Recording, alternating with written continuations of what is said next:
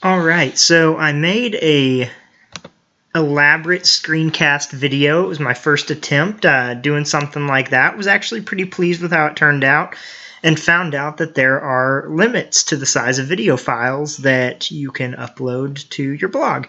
So this is the much abridged version, and I apologize, but you guys probably didn't want to listen to me ramble for 15 minutes anyway. So we'll just dive right into reading number 4, Basic Digital Citizenship, and we'll jump into the two readings. Digital citizenship versus digital literacy. Is there a difference? And what kind of citizen? The politics of educating for democracy. So jumping into the first one, the first reading, that digital citizenship versus digital literacy, is there a difference? Really enjoyed the definition of this one, but first I'll just go ahead and highlight the link there for you, and I'll put it in my post as well.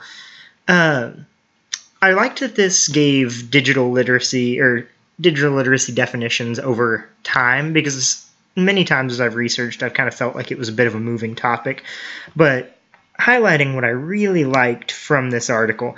Digital citizenship is about confident and positive engagement with digital technology. A digital citizen is a person with the skills and knowledge to effectively use digital technologies to participate in society, communicate with others, and create and consume digital content.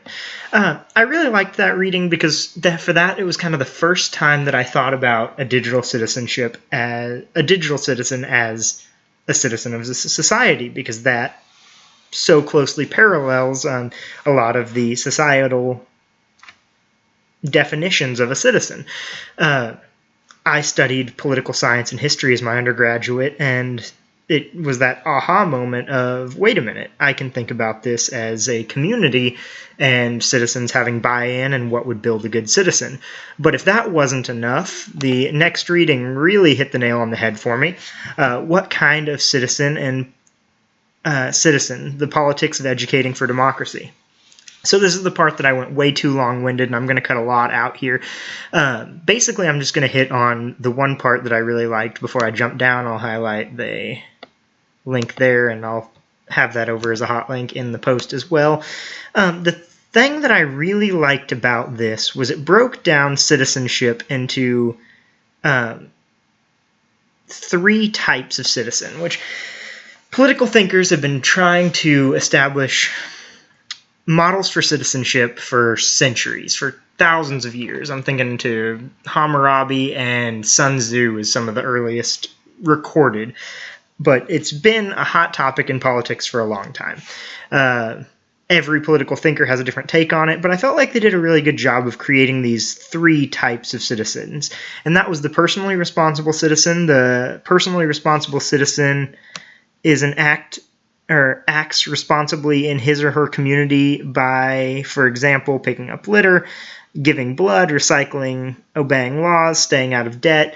That personally responsible, going to affect the world one can at a time. Great people, great neighbors, not necessarily the greatest political advocates. Don't necessarily bring about a lot of change, but as far as like ruling a citizen, that would be the type you would want.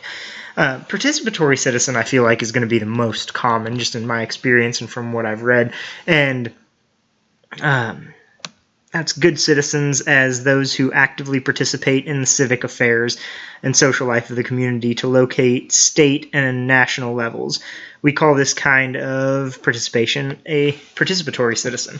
So the participatory citizen takes one further. I'm not saying that they don't, pick up litter or recycle or give blood, but they see changes and they go one step further and try to enact change to fill it. So they'll see a need. They'll see the need for a recycling plant, and they'll get signatures, and they'll do what they can to push the political system along.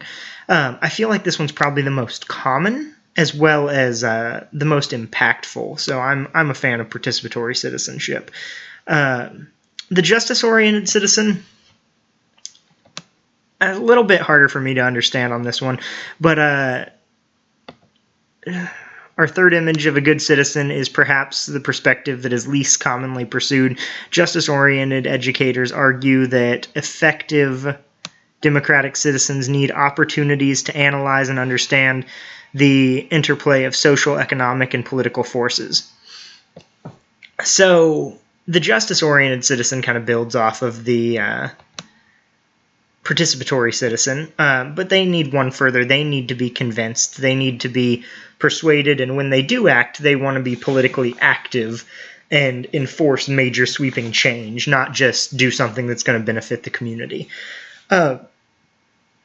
This write-up goes into a great research of teaching civics, and that's where I went way over time. But I do really like the idea of a participatory citizen. I like the idea of a participatory citizen in practice, and I think it's also applicable to digital citizenship. So jumping back over, digital citizenship will address the critical question: how does digital citizenship differ from digital literacy? If you think it is different, then why does it appear so many others do? What can we learn from non-digital models of citizenship, and how do we apply them to citizenship? So, digital citizenship, digital literacy. Digital literacy, the definition that I'm kind of sticking with, I've used it previously, is digital literacy is the ability to interact with digital content. So it takes, through multimodal, hot links, and different things, it takes a different set of skills to be able to navigate online in a productive manner. That's digital literacy. What I'm seeing now is that digital citizenship would be being a citizen of a society, but this society exists only online. So you're active in creating content, you are a productive member, you participate in forming changes, you participate in commerce, all these things that would make you a required voting citizen of a community apply to digital citizenship. And as far as the idea of a participatory citizen, that just kind of builds out to, if I believe that a participatory citizen is the best type of citizen and the most common type of citizen, everything that applies to participatory citizenship could apply on a digital stage. You could be the type of person that enacts change, creates positive content, polices for, cyberbullying, things like that. You can be an effective digital citizenship